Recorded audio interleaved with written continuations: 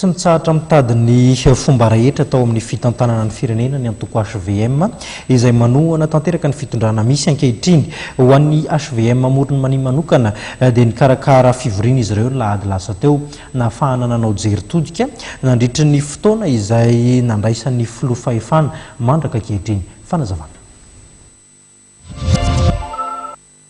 Nanatanteraka ny fivoriana fanaony isam-bolana ny mpitarika ny antoko HVM atao amin'ny fatramorony maniny alahady lasa teo.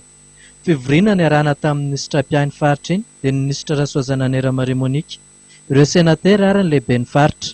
Ny fanometena izy ireo tamin'izay ary samy nanaiky fa tsy maintsy mitrakana dia mivaivaiza ny fanenjena ny fitondrana izay toanan'ny antoko HVM. Nivoatra tamin'izany fa firenena voasazy ara-bola ary atoekarena ny firenentsika tamin'ny fotoana nahatongavan'ny filoha teo. Tsy maintsy novana tsikelikely tamin'ny alalan'ny asa nefa izany ka tsy maintsy lava ny lalana ombana sy ny fepetra tanterahana vao tonga amin'izao dingana vita amin'ny fitondrana izao. Raha tsy teny afa tsy ny fahatanteran'ny fifidianana kominaly, ny senatorialy ary ny fanovana ireo fitsipim-pitondratena isan-karazany.